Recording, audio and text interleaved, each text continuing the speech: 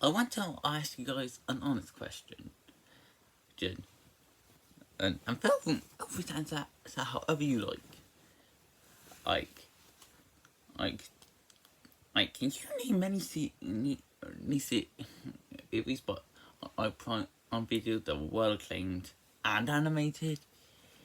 Did Yeah, even for the Amazon has started their own streaming service and has created to many of their own originals for films and series. They don't really seem to have many animated works. That's not to say they haven't done and their own original animated work. Like says that there have been quite a few that have gone on direct to on video, but for the most part, if you were to ask me some of the most popular animated films or series you can find exclusively on Prime Video, I honestly have a very hard time. Coming up with a good answer for that. But everything did kind of change. Aimed at the beginning of 2024, or when they teamed up with A24, or then MC put up to bring in an independent animated to pilot and turn it into an animated series, and that was Hazbin Hotel. Oh, and I really did love the first season. It was something different from them and everything we got of many other animated shows. Plus, with being more geared more for adults, obviously it proved that the medium can be something for make a for just more than just kids cartoons. And seeing how the first season was a huge hit, which Prime definitely took up to that challenge and greenlit 3 more seasons. And, and they have just finished up the second season of the show. Oh, so when I heard we were getting a second season, I was very excited with all the different ideas that was going to be on display. And I couldn't wait to see everything that this season had to offer. And honestly, I'm still I'm to get and my foot all together would say which is better. But I think in this series is either better or at least on par with the first season, because man, I had a fantastic time with season 2. It sure there were a few minor problems, but those problems were very minor, and that didn't change the fact that that I loved nearly every minute of this season. So, so let's start with some of the things this season improved upon from the first, and that being the animation. The animation was already really good in the first season, so don't get me wrong. But it's noticeable that I gave them a much bigger budget this time. The animation definitely got a bit of an upgrade, especially with the design. Well, there are many new characters introduced, some of the new demon designs, and some of the new angel designs we're getting. You've gotten are honestly quite creative and well made, and like they could fit into each of their rounds. Speaking of the rounds, the way Hell and Heaven themselves look are also fantastic. Whether it be Pentagram City as the main city of Hell is full of Evie advertisement because of art. He's all with Heaven how it's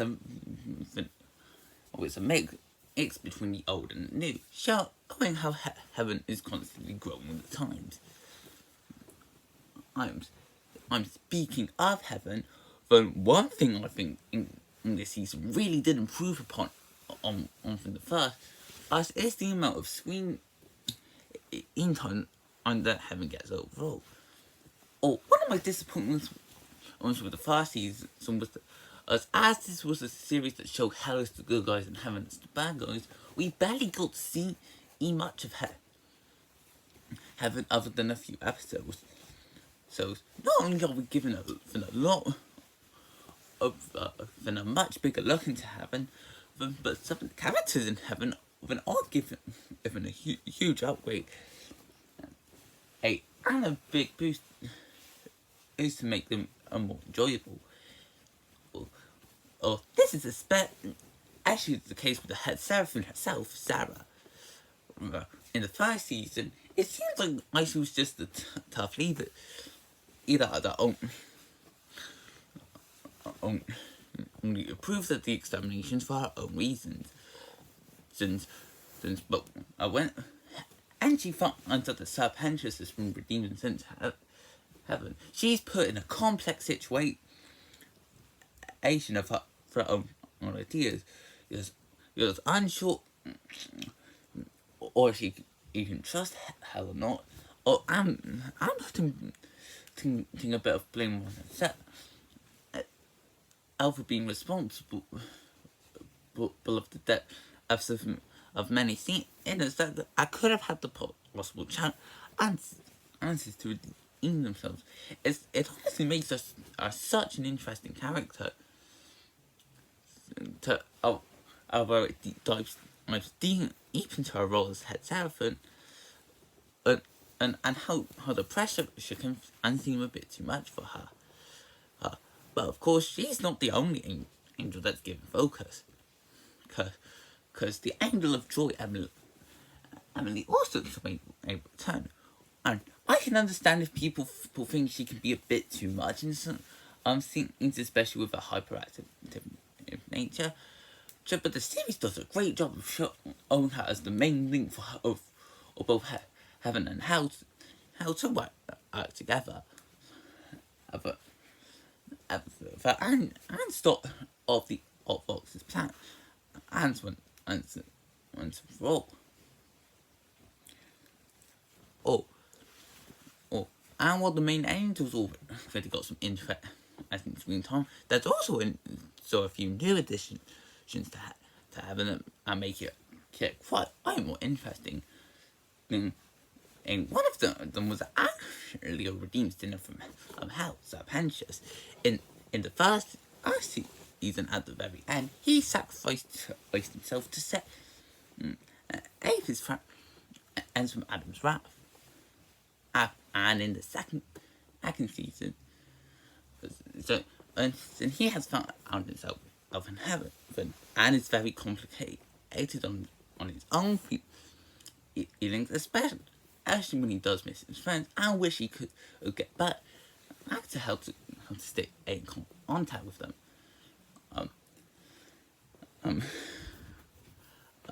There's also still Abel for Adam's son, and who I honestly really like. I always love it when she also films take the chart of the main villains of the series and have them be the exact opposite to their parent. Right? And I love how they sort of put Abel in a complicated situation or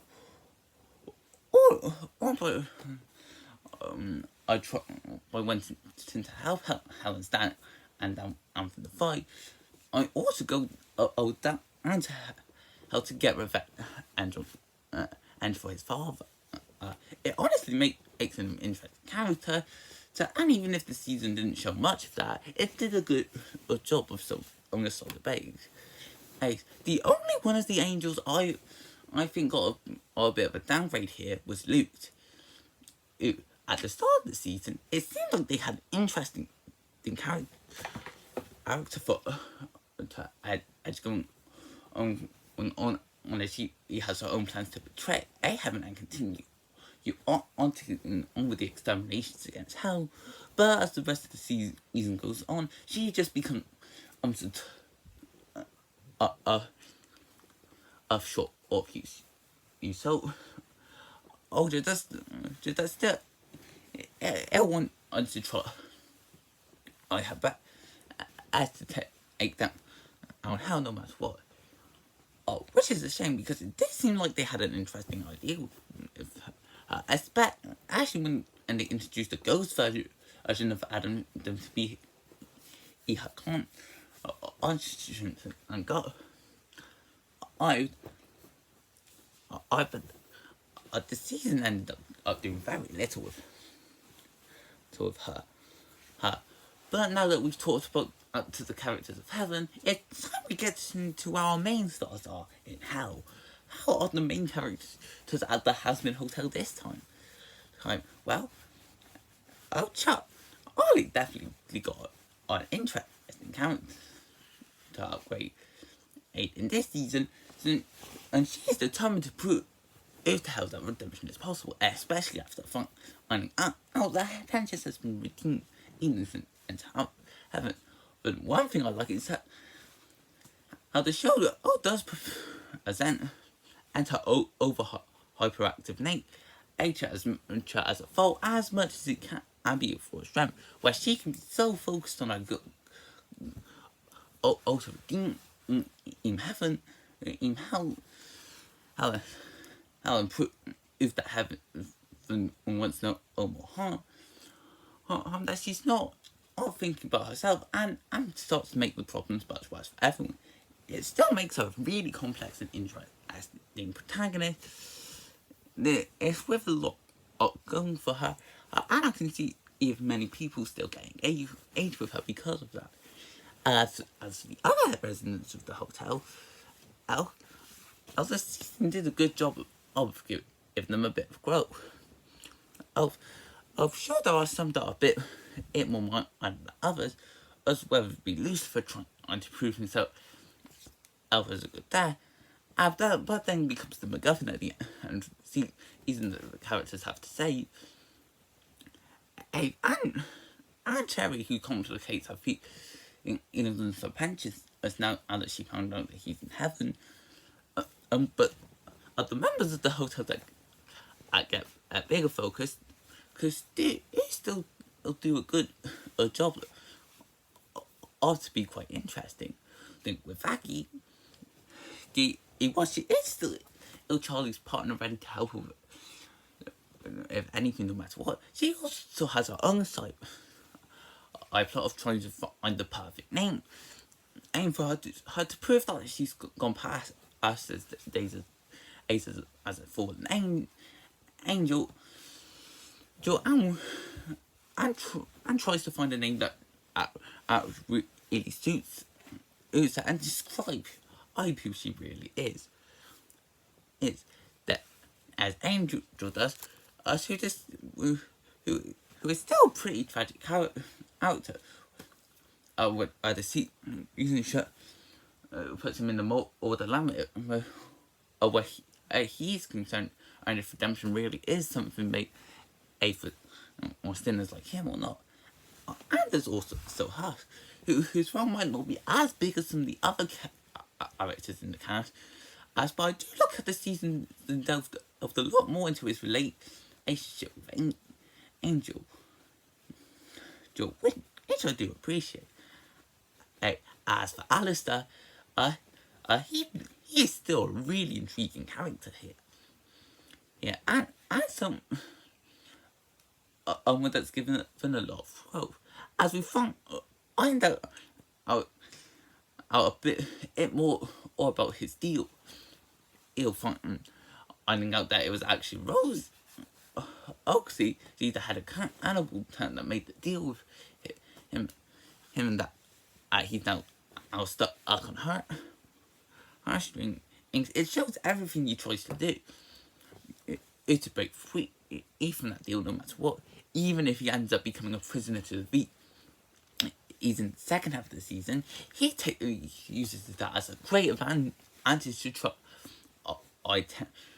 add them up from the inside. Which leads us into our main villains of the season, the Bees. He's mainly the head of the Bees. He's himself. In the first season, I really enjoyed the Bees as my villains. villains not meant to be the big main antagonists. There's both are ones that can cause their own trouble in their own way. And when it comes into the second season, I was worried when they said that they were planning to make Vox the main villain of the season. But the series really did prove my doubts wrong. Because Vox is a fantastic villain. And I love the type of villains that get more evil and more intimidating as the season goes on. Where he starts off with a solid threat of plans and for him and the Beast to rule both heaven and hell. But as the season goes on and his plans become a lot more dire, he shows himself out as a true terrifying threat. Where he will do anything to make his plans go his way and doesn't care who gets hurt. As for Velvet and Valentino, well, the main only shown as Fox's help, I do like how the season did give him a bit more personality. I think as they slowly start to turn again, ends for Fox as the season will go on, which I do like. So yeah, Fox made for a fantastic villain, and the rest of the is that it was solid character. Also, the voice acting in this season is phenomenal. Or each one of the voice actors took the performance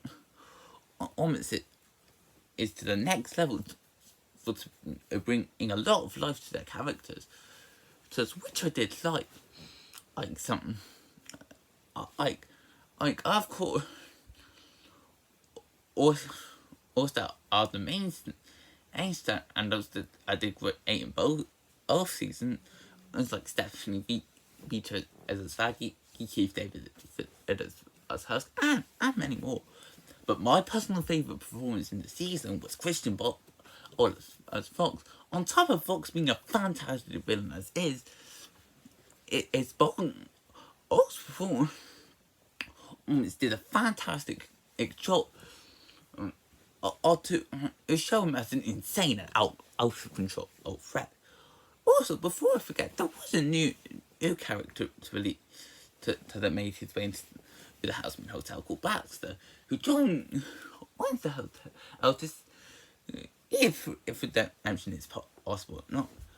While the season does kind of show him as the replacement for Penchas at the hotel, it doesn't change the fact that he was still a decent character, even if he could have been given a little bit more screen time. To making him a bit more interesting. Also, the action is phenomenal. Well, the action was already pretty good in the first season, but there are so many amazing action scenes in the second season that got me invested. My personal favourite action scenes would be in the fourth episode, where Alistair with a bit of help from Lifty and Husk take on Vox and the V's in an epic battle to all the grand climax in the fight. I love the episode where everyone takes on each V's in their own way.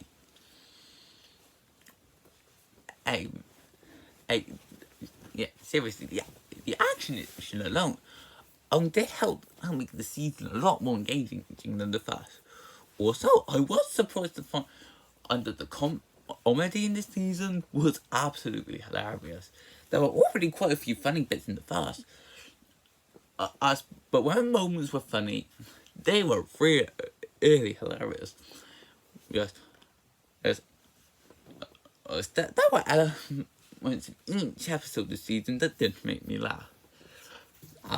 One of my favourite moments for funny moments was in the first episode, which I created an out of control training put Husk in danger to prove to the V's redemption is possible, or all those angels supposed to sit A plus. Not only does that act by I expect that actually, but I do like how I will make some funnies that at Fox also us at the train is like, oh yeah, I noticed your little train didn't post ultimate train, so I've cut the brakes off. You're welcome. Come, and then Charlie goes, I was in panic mode. And that's not even the most hilarious part of that bit. A few seconds later, Charlie was like, let's get out of the way, and Husky was like, oh yeah, sure mate, accept your time to the effing tracks.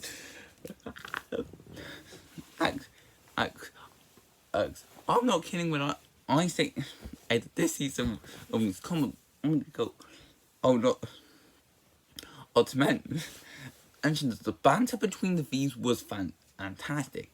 Like, on top of being great characters, the comedy involved over them and the banter against one another, it's honestly hilarious. Yeah, as I love in this except over Rock Ultimate's Valentino's was acting, and a few seconds later, Valentino stops back and saying, "I'm from effing Florida."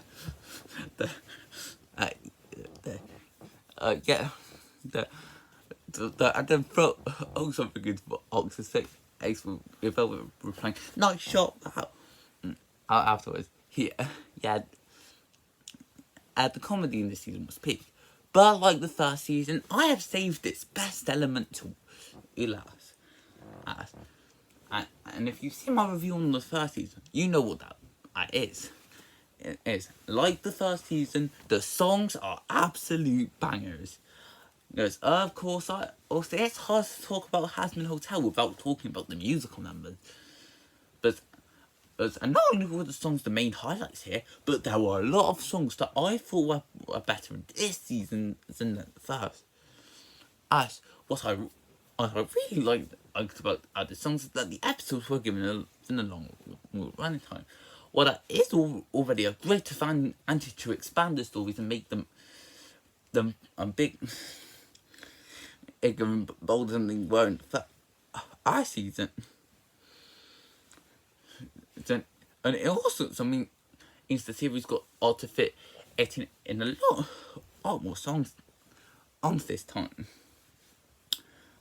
There are so many fantastic numbers in there. Season, and that really made it worth it. You got a few of the solo numbers that go into a few of the personalities of the characters, as like other than the bottle to show us getting back into the gambling game, or losing streak to show Angel set acting life. I as a drag queen thing, and you got a speedy song almost like Speed Run to Redemption and clean it up. Damn it, and to make the most of quick situations, then you've got some romantic duets to show the feelings between couples, also whether for being pissed a lot of song to show the long distance relationship between Penn and Cherry, or easy to show how much Charlie and Baggy's relationship, if it's only over the past two seasons, since and then and you got some of the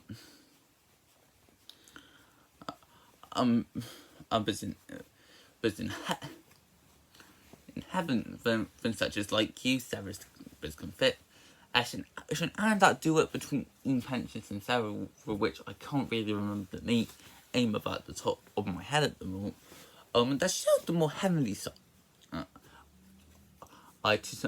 Song. But some of my personal favorite songs of the season were the villain numbers, But as whenever it slips itches to the villains inside the store, or when they get shut on with their own songs, that's when it becomes a lot more interesting and a lot more engaging. Not to mention that they can act in their own ways, whether it boxes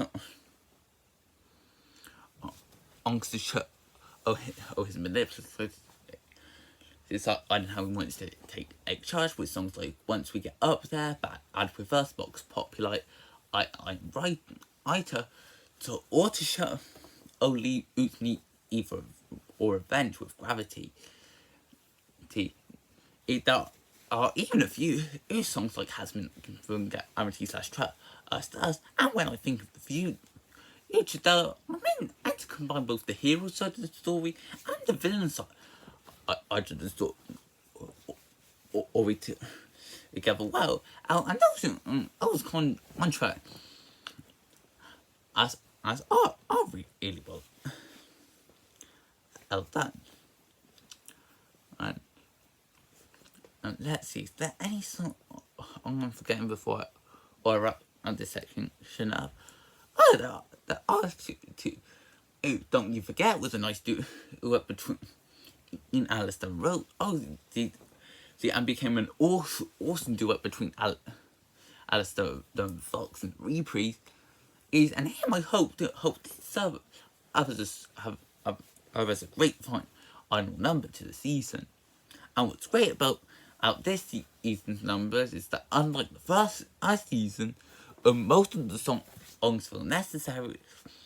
Most, if not all, the songs feel necessary to help build the plot on and move the story forward. So overall, I really loved the first season of Hazbin Hotel, but season 2 was a massive improvement. It did take me a while to think of it, but after doing all this review, I can confidently say that season 2, it was better.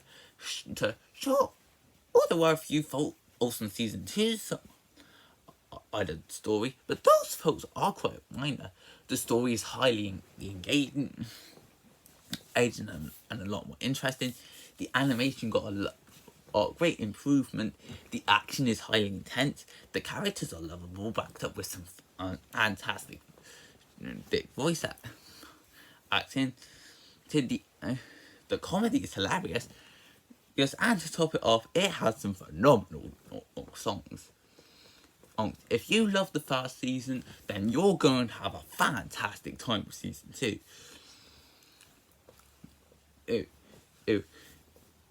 It's one, and it does, but if you love the first season, you're going to love the second season anymore.